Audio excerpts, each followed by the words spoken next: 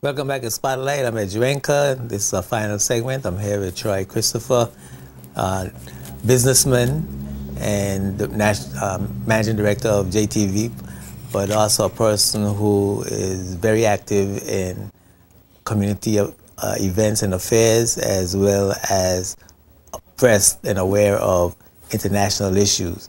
Troy, it's good to see you, my brother. Good evening, Carmel.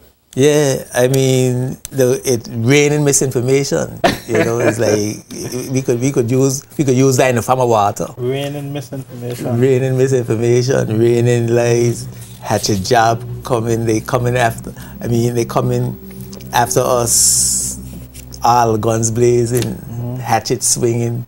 It look like a Chinese movie. And so it appears. A kung fu movie. So it appears. Yeah. I mean, what's your take? The Premier responded to another report of misinformation and out lies, and they continue to talk about the BVI as a tax haven and selling secrecy and all those things that are totally inaccurate. And what's really disconcerting is that the British government knows that these things are untrue, knows that these things are lies, and no one, we can't hear from none of the Brits, our guardians, our parents, the mother country. The mother is like, I feel like an abandoned child. What do you think? It's an interesting development. In some respects, it is not new. The financial services sector has been under attack for most of its life, I should say.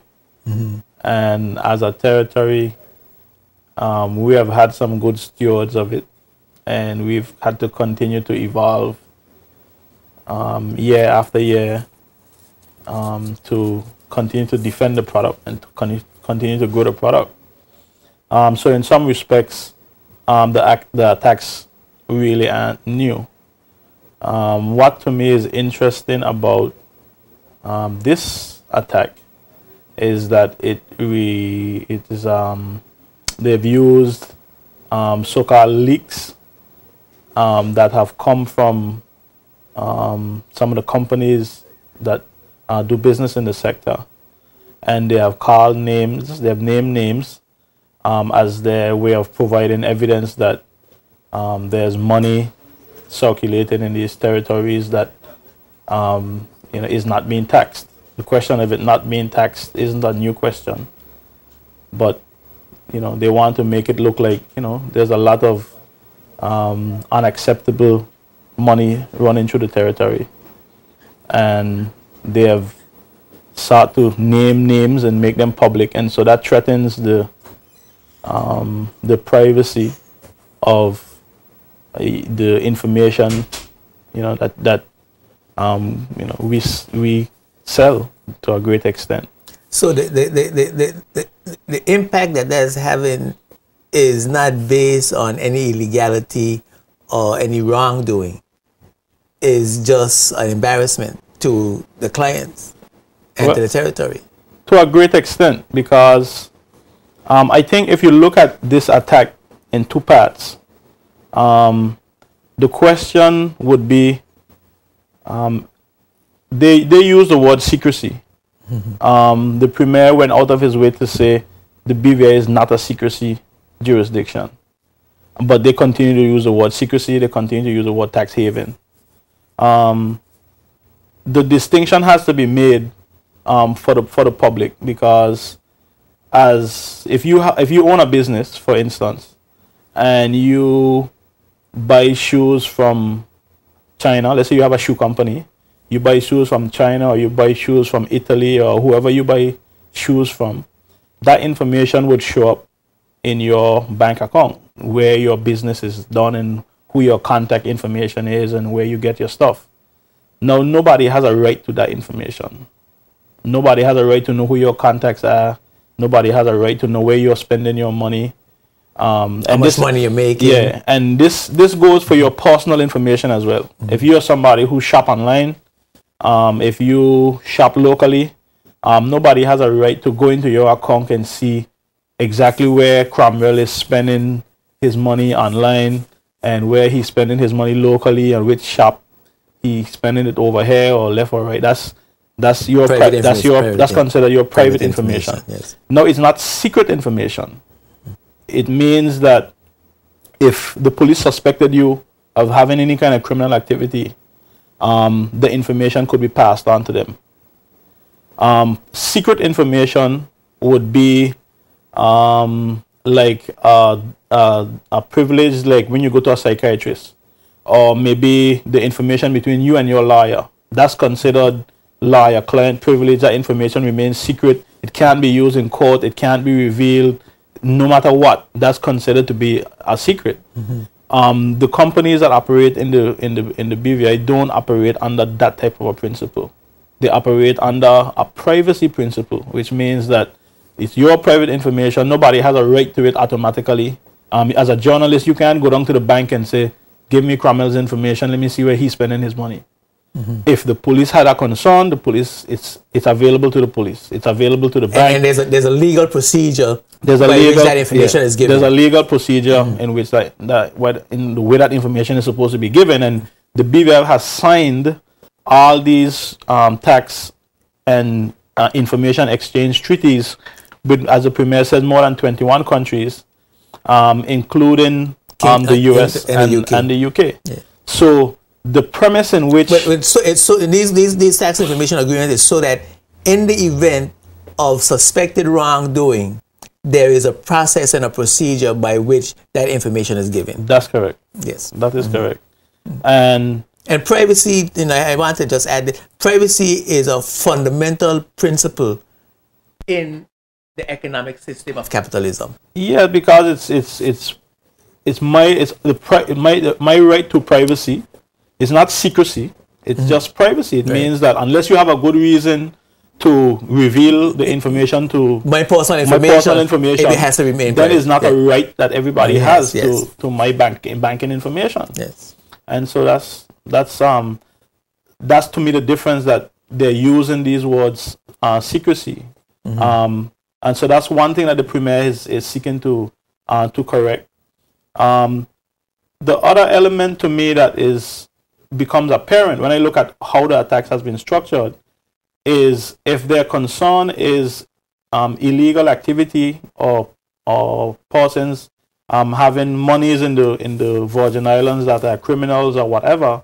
The second part of the argument is that these jurisdictions are tax havens, and that we should be paying taxes, or that those tax monies belong to them as a territory. The people who are doing business from these companies and making income in these companies, that income should be taxed. Yes. That was properly. So there's a number of different things out there circulation to the media. I mean, I'm in the media, I see a lot of different things. There's 2 clips I brought for the public to look at in terms of some of the information that's playing in some of the international media about the discussion, and you'll get an idea. I think we're going to look at the first clip, and this is from, I think, the Huffington Post. They have a webcast, and it was published there, and they had a little discussion. So we'll just play the first clip.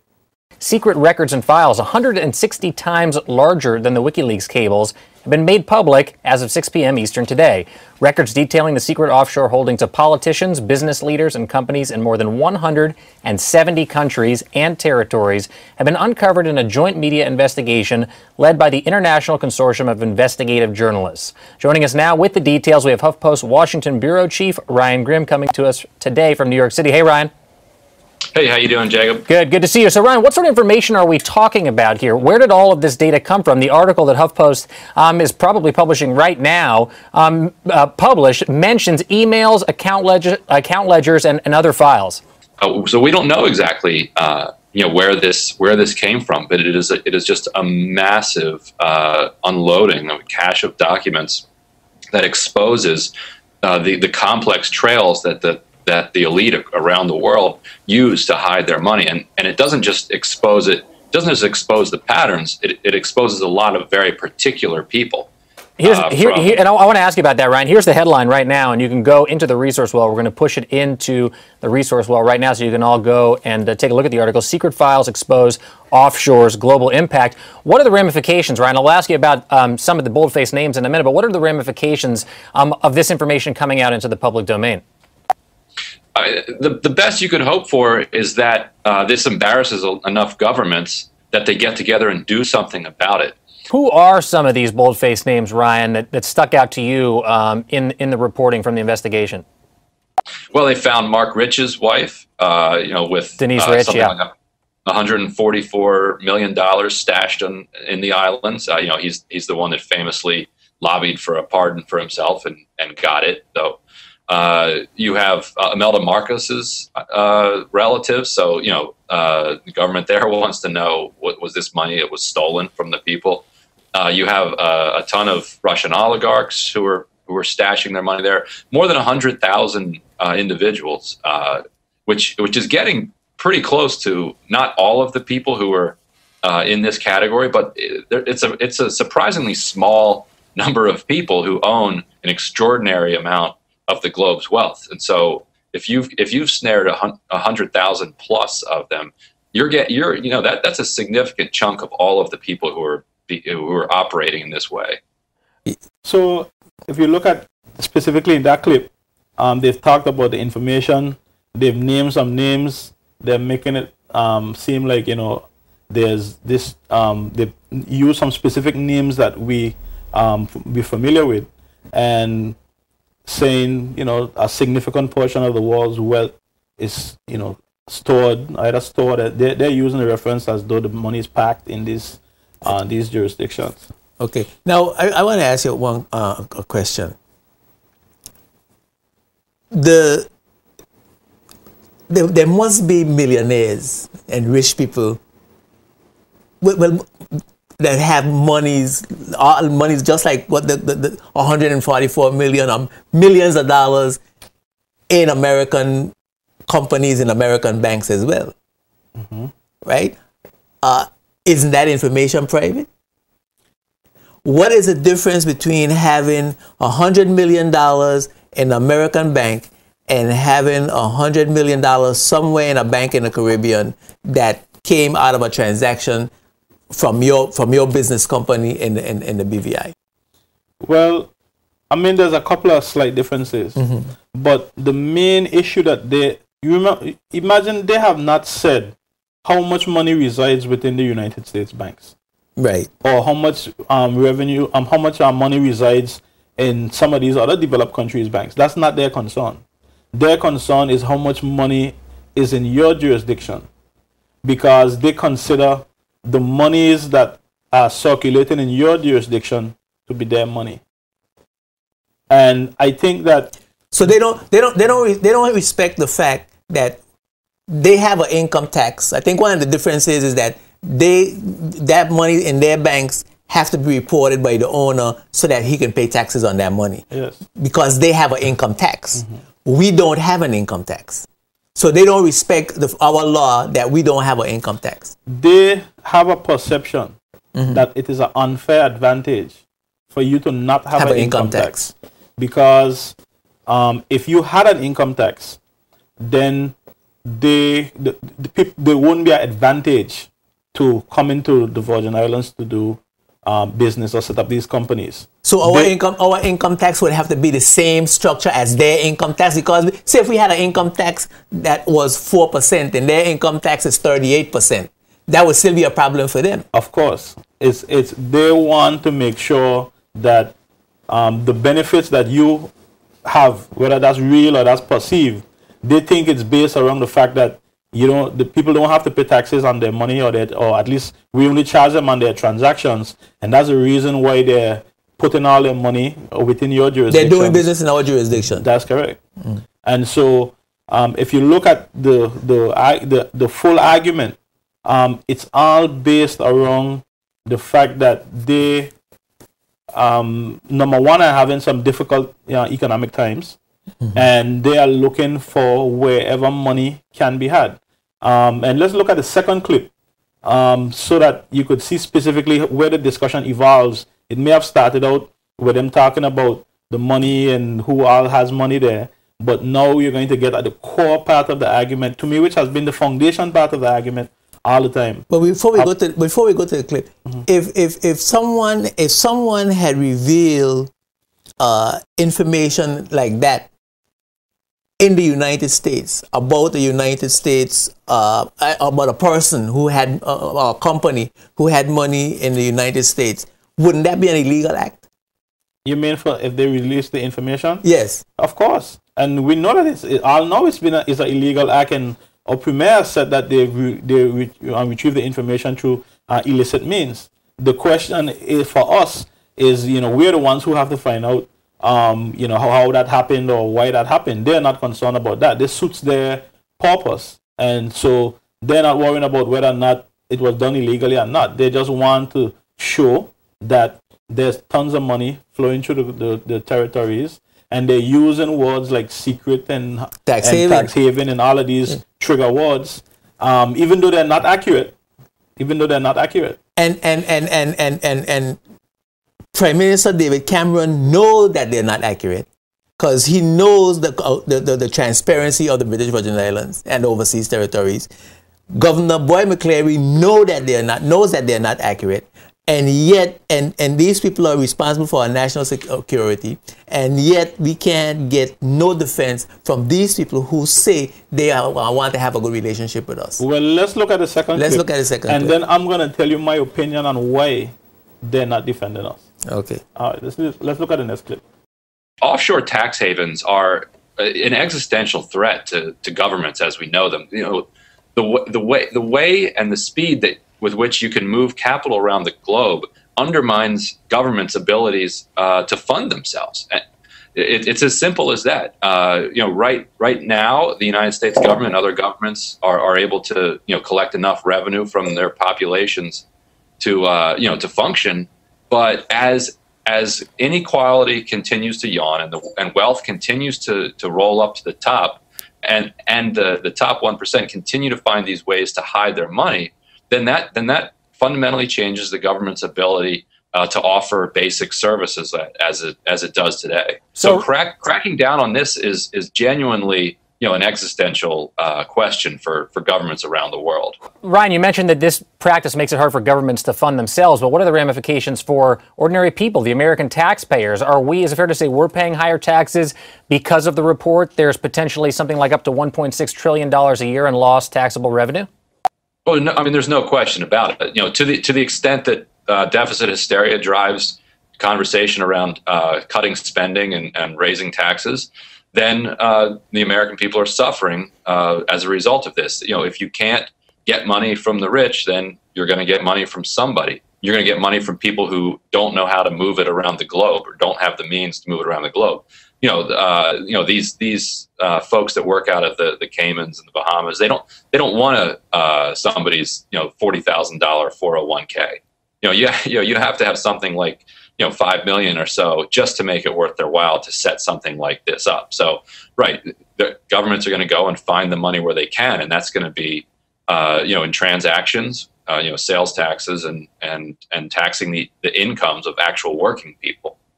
All right, so again, the discussion started at one place, but it ends back the same place. They are concerned that if they can't find this money to tax, they are going to have to raise taxes or service fees or, wherever they can find the money.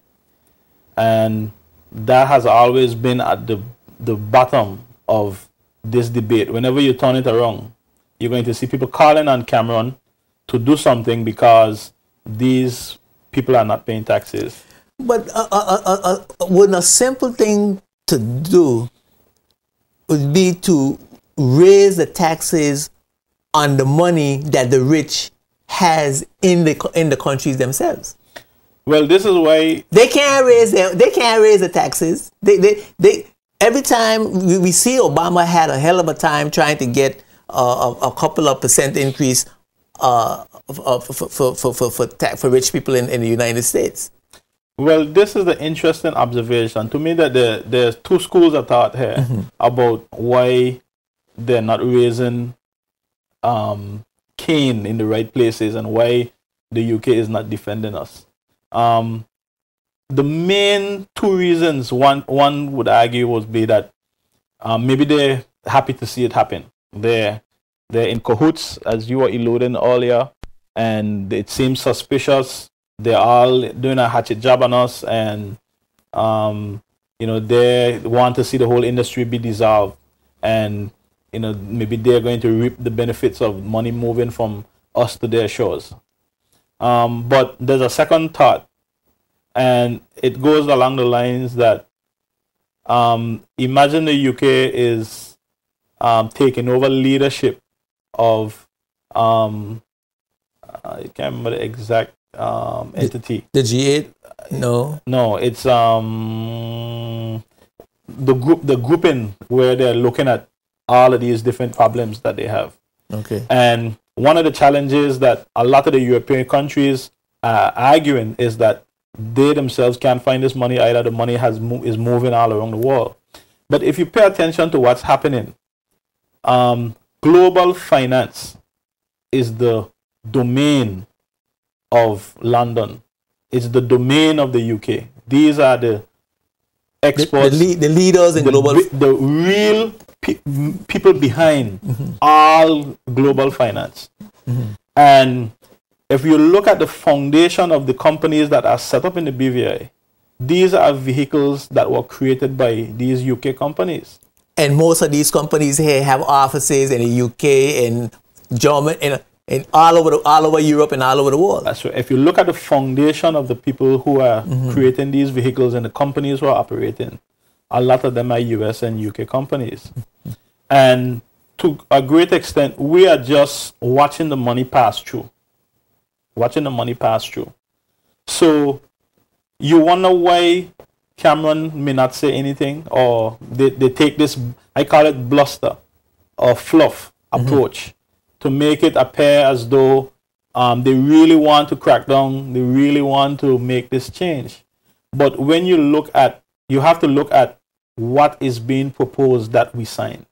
What is being proposed? To me, that is still the unknown factor, because everything that I've seen so far is that they want us to sign agreements to exchange information about the persons who are in these companies, if they're laundering money and all that kind of stuff like that. There's a new piece of legislation, I think they're calling FATCA, that they expect us to sign.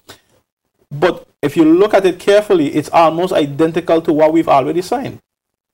It is almost identical to what we have already signed. So signing another agreement similar to the ones that we've already signed with all these 21 countries, it makes no difference. It seems like a sham. It seems like a sham. But it looks good to the public. It looks good to the UK public. It looks good to your people who in some of those countries are having a really rough time, and people are exposing this information. It looks like you have to do something. But remember that at the foundation of this global finance is still the UK.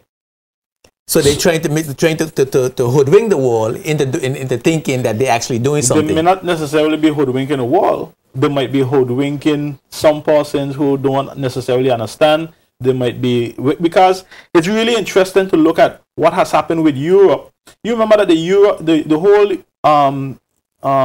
European currency issue, where they thought that the UK would come into that currency with them, and then at the last minute the UK decided that they're not going to come into the currency with them.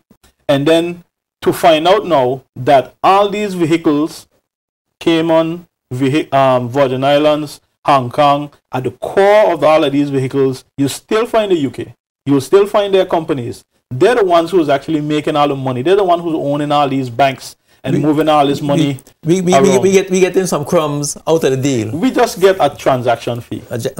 So the question is whether something really is, systematically really going to change, or the question is whether we are just going through the regular politics. Because something that seemed really interesting to me is that when the UK was trying to decide they had financial problems, and they are going to decide where they are going to recover this money. They decided to cut school fees. They decided to cut a whole set of social activities. Programs. They didn't decide to tax the banks more. They Or didn't decide to tax the rich more. no, Yeah. that was not the approach that they took. Yeah. They decided that cut. they are going to take the money from the base, poor. the base of the population. Yeah. So if they really felt that they were after this money from the rich, then you would have seen that being borne out in their policies from Ollie. But that's not the approach they took. Yeah. Well, you know, that leads us to think, and we're gonna take a break and come back and talk about this. But that leads us to think that they don't have no interest in destroying the financial services sector at all. They may just want that we don't benefit as much as we're doing from it. And some people would say, you know, because, you know, my parents would tell you from a long time, she heard people from Britain say the British is coming back to take the BVI over. And this might very well be a part of the plan to take the BVI over, and they're creating a smoke screen and to shift to slow the economy down, and then have our ability to pay for what we've credited, destroy, and then repossess our stuff. We're gonna talk and see if how that works in this whole scheme of things, because based on what you're telling me, I don't see them having no interest in destroying the financial services sector at all, because they're the main beneficiaries from it, not really us. Keep it locked right here, the Spotlight. We'll be right back after these words from our sponsors. Spotlight is brought to you by the National Bank of the Virgin Islands, Clarence Thomas Limited, the BVI Tourist Board, and CCT Global Communications. Welcome back to Spotlight. I'm here with Troy Christopher, and we're talking about the big topic in the news for the last couple of weeks, the attack of the, what you call it, Troy, the Financial Services International Consortium of Investigative Journalists. These are the people who are leading the attack. These are people who are leading the charge. The journalists are leading the attack. The journalists are leading the attack. Believe that? Well, it sounds like a CIA operation to me, if you want to know my opinion about it. But I have these crazy ideas coming from America, living in America, and know what America is capable of. Knowing the history of America, the history of the civil rights movement, the history of J. Edgar Hoover, and the CIA, and all the assassinations, and all of the global way they handle things to protect their interests. You know, I just see conspiracy. I just see conspiracy. Whenever I see anything coming out of America, things like this, I see conspiracy. How much of these reports have you seen on the major networks, CNN and BBC? I haven't seen any. You don't find that interesting? I find it interesting. Okay. I haven't seen any. But I want to go over all this because, you know, we are here fleshing out this whole attack and all the things that's happening, to get the real motive behind it. Why is this happening? Why is it happening now? And is there an ulterior motive? Because there is no real secrecy. America knows this because they have agreements with us. They have agreements with Caymans, Turks and Caicos. They have agreements all overseas territories. UK, no, there's no secrecy and there's total transparency because we have agreements with them. They are the center of the global financial world, right?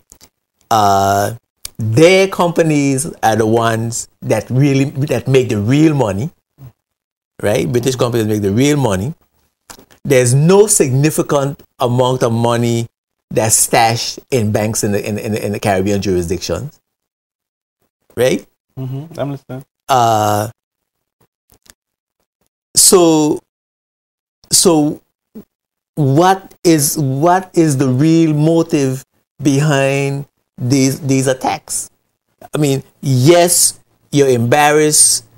You embarrass some rich people, and another thing is that we just pointed out, when they want to increase their revenue, instead of taxing the rich in their community, perhaps some of these same people that they claiming that's hiding money overseas, instead of taxing them, they cut student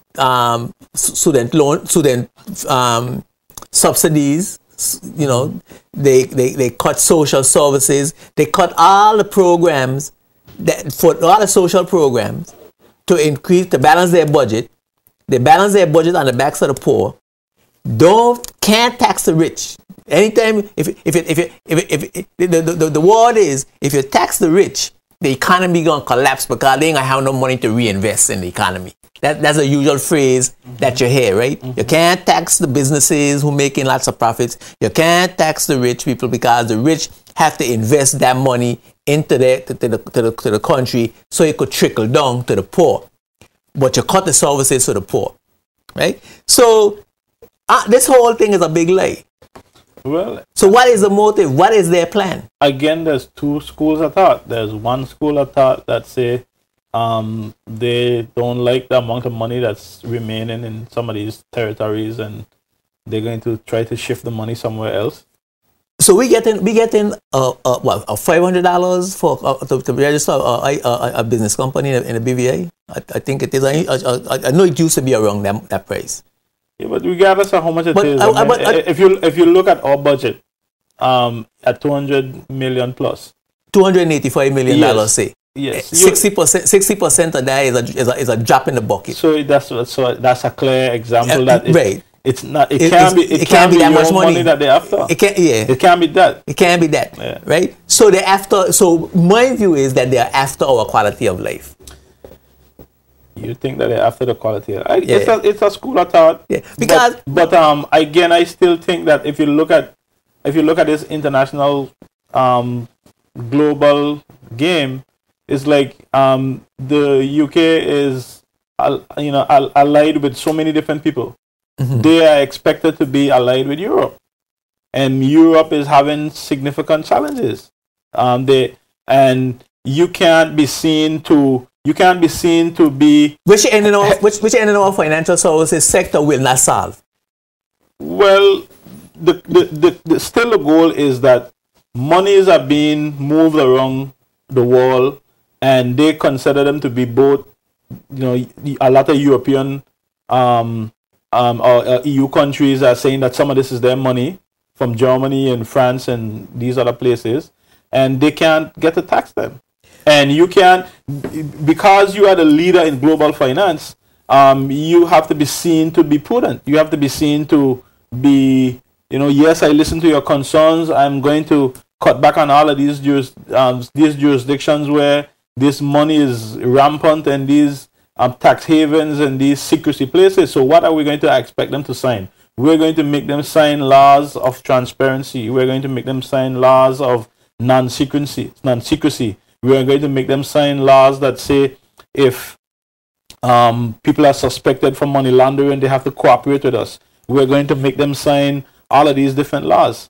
And that sounds good. That sounds like exactly what the European countries are going to want to hear. But we already signed those agreements. Okay. But it seems so the only question to me would be if what is coming out of it is something new. Is it some new thing that we're going to have to sign? I mean, that still remains to be seen. But from what I'm hearing, from what I'm seeing, even Cameron and them is saying that they're going to be signing these new agreements. The Premier has said that we're going to sign the agreements. Everybody has already signed these agreements. Well, I heard a news item that said that the way David Cameron said that he already had some new agreements with Channel Islands, Seychelles. You heard that? Yes. Seychelles, Channel Islands, Cook Islands, Isle of Man, and these are predominantly European jurisdictions. Yeah, because a lot of these countries are doing the same thing. This is something that's being done all around the world, including Luxembourg and Delaware and all of these places in the US. But it seemed to me that these particular islands, that Cameron is saying that he have new agreements with and for tax exchange information, and they're cooperating. I got the feeling from his statement that he was specifically defending that group. And because he could have said the same thing for the British Virgin Islands. The British Virgin Islands is the leader. Is a leader in compliance. They're not only a leader in compliance, but they're actually the leader when it comes to this registered companies structure, moving monies into China, moving money into Hong Kong, moving money. And we are usually ahead of the regulations. We even have more regulation than is necessary. But I understand that. I'm saying though that the best thing to do is, if you know that the money is flowing through Cayman and the British Virgin Islands, then agree with the people who are saying they need to sign these new agreements. But I have a more sinister view. What I'm saying is that these particular Seychelles, Channel, Guernsey, Jersey, Isle of Man, Cooks, these are predominantly European populated countries. And the countries, and they seem to be defended and make this, and their activity seem to be smoothed over by David Cameron. But British Virgin Islands, Turks and Caicos, Caymans, and so on, they seem to be bearing the brunt. These are African populated countries. They seem to be bearing the brunt of the criticism, when all of them doing the exact same thing, and the African populated countries have more compliance than most of these other countries. They are the leaders in the compliance. That says to me that there's something else in the matter besides the pestle. Well, there always is. There's no doubt. There's no doubt about that. Still, the question comes down to what it is that we're asked to sign, because you're only going to know what is really happening here after you look at what it is we're forced to sign. Because let's look at before we sign these tax information exchange agreements. There was this concept of a blacklist. Financial services is going to be threatened because companies have to give up this information about people who might be laundering money within the territories, that kind of stuff. Now, we have been doing this before, even before we signed the treaties.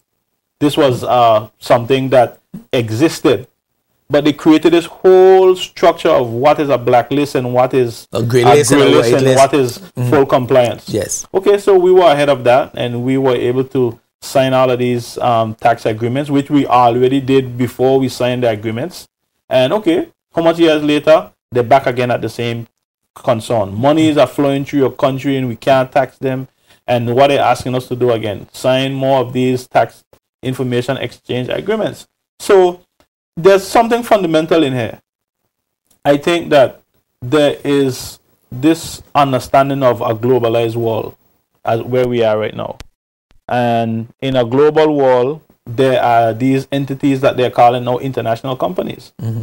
As long as those companies are registered BVI companies, there is no way that those taxes would be considered the domain of the UK or the domain of the EU, because they would be BVI companies.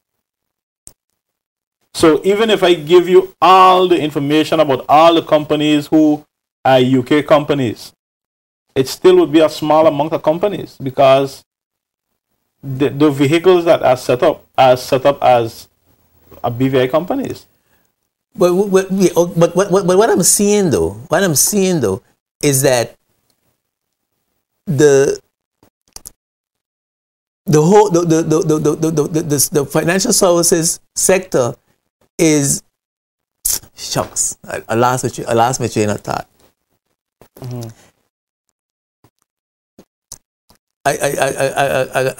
gonna have to get it back. I guess it'll come back. It'll come back. But it seems to me like there's some the embarrassment, the embarrassment that these quote unquote leaks have caused.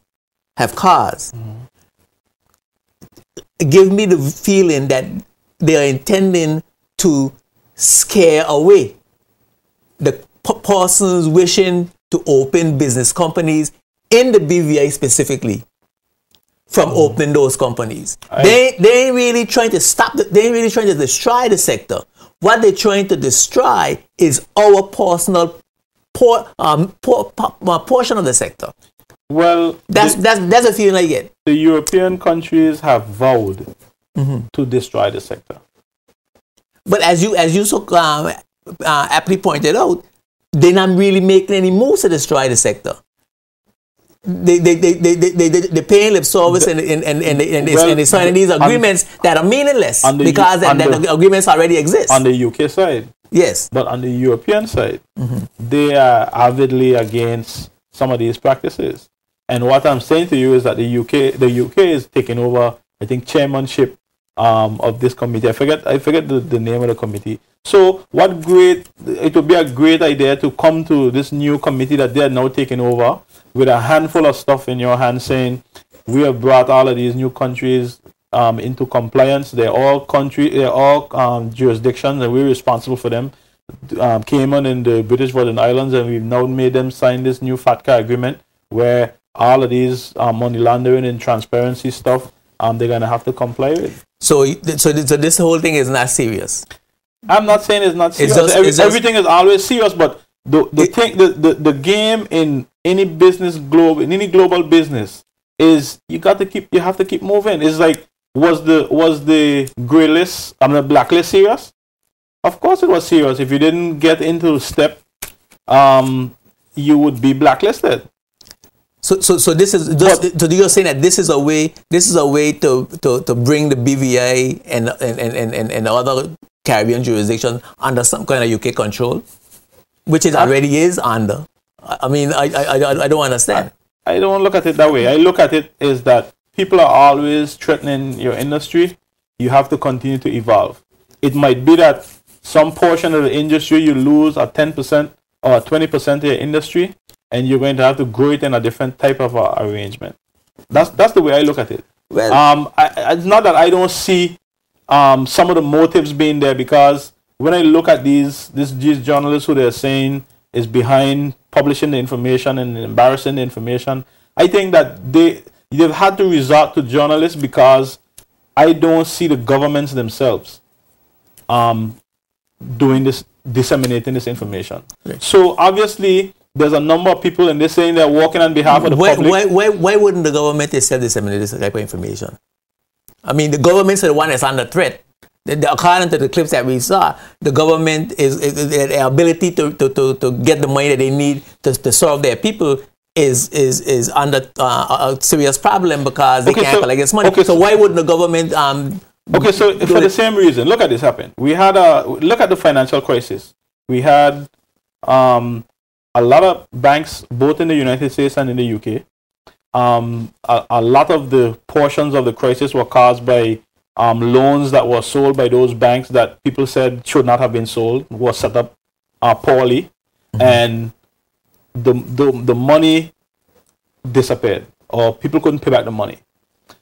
Instead of the banks going out of business because they made poor business choices, the US government decided to bail out the banks. Mm-hmm. So who is paying out the bailout money? The US taxpayer.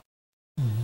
If you look at the same thing in Greece, where they had several laws that allowed other countries mainly to come in and operate within their territory, those banks went through the same situation. The banks failed, and the people of Greece are the ones who have to bail out these banks. So the rich controls the government, and so the government can't really do anything about the government. Well, the government is like, it would be like the rich hurting themselves. You're using the word rich and poor. I don't think that that's the way it's set up. I think that there is businesses that is set up to disseminate money to the population. That's how we get money. We go to the bank and we take out loans to do business. Mm-hmm. And they've decided that those companies are too big to fail, and they make the taxpayers bail them out. And the people who did the wrongdoings in those operations, most of the time, nothing happens to them. But doesn't the taxes though come from those people who could least afford it, could least afford to pay more? If you really look at this thing carefully, all the money that the rich has come from the people who you're calling the poor. And so the argument that the rich will make is that I made loans that couldn't be paid, and the citizens couldn't pay the money, and they're the ones who are going to have to pay the money. So they're going to have to bail out the bank. They're the ones that they're the one that's failed. Well, they're the ones who have the houses, right? Yeah, they're the ones who have the houses that they can't pay for. So they're the ones who have to bail out the banks where it wasn't. It's a real interesting cycle when you look at it. Yeah. Well, we found an 30 o'clock, but I am concerned. I am concerned being this a trained, like I say, a trained cynic. You know that, and we've heard stories about people coming here, tourists coming here, visitors coming here, and looking at the quality of our lives, the cars we drive, the homes we live in, and feel that our quality of life is much better than theirs in Europe, UK, and North America. And what is responsible for that is the monies that from the business, the fees from the business, the money from the business companies that set up in the so-called monies that they can't tax, that they think they should tax, and that we have stashed here and we are living high in the hog because we have these monies stashed here and we just running amok, have all of the grand things that they should have. And so they now want to create a condition where we lose that income. We can't afford to pay for our properties. We can't afford to pay for our cars. And the next thing you know, we are displaced. We are living in projects, and they are living in the mansions that we have in the hills. That's a picture. That's a picture you see. That's a picture that you see. That's a picture you see. And if we don't mitigate them circumstances, I feel like we'll be in serious trouble. The question would be, if that was the intention, couldn't they do that easily? Well, isn't this easily? I mean, how much easier can they do it? Well, we are not an independent territory. I mean, yeah, but there's some political fallout that they perhaps are concerned about. There's some international political fallout that they're concerned about. So they do it in phases. They do it secretly. They do it without you knowing it. And the next thing you know, your house is up for auction. You can't pay your bill because the money is not circulating in the territory, and you just think, well, that's just you made some bad decisions. You made some bad choices by overextending yourself and thinking that your this economy is going to sustain you when all of a sudden the economy failed, but you don't see the external shocks on the economic failure. What you think is the economy just naturally failed because, well, people just ain't doing no business. And you don't know that there's somebody who is saying we're not doing any more business with the BVI because we want the economy to fail. That people actually sit down and plan for economies to fail. And that may be the case. I'm not saying that the economy is accidentally failed. I'm just saying that it might be the case that the BVI is no longer going to be the jurisdiction that is going to be housing these companies that provide these services around the world. Or it might be that we have to evolve. I'm just saying that when you're dealing with this level of global competition, there's a lot of different things behind the scenes. So I am making my decision based on what is it they're expecting us to sign. Well, to me, that would be the surest way for us to know. If they're expecting us to sign something different to what it is we have signed before, then you would have the first indication But if they're expecting us to sign the exact same thing that we've signed before, then, you know, that to me, that's the indication. And I'm saying that no matter what you sign, if they don't do business with you because they feel that everybody's going to know their business, don't care what you sign, you won't have any business. That's what I'm saying. It don't matter what you sign. If you could sign, you could open up the books to them. If the people who open up business companies to move their capital around the world don't open them in the BVI. Where are they going to open them? They could open them in Seychelles, they could open them in Cayman, they could open them in Guernsey, they could open them in Jersey, they could open them. But those are the same companies under attack now. The same countries under attack. You're saying that the BVI is more so. But there's one thing that I have noticed.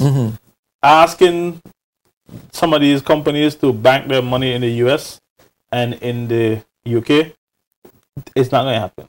Well, we gonna see how this whole thing play out. Well, we gonna see how this whole thing play out. I'm just cynical, and well, listen, it's an industry. Sometimes you're up, sometimes you're down. But the whole thing to me is that we have to really look at, again, who these companies are. Some persons have said to me from all they really know, it's their money, it's their businesses, and they move it anywhere they want to. And that's my point. And that's realistic. That's my point. That's realistic. But the argument that the premise of the argument is that they look at the cars you drive and look at the life you live, and they make the decision based on that. Maybe I am not saying that, but you know, again, you think that's far-fetched? I don't necessarily think it's far-fetched. I'm just saying that you're going to know based on how what it is that they're expecting you to do in response.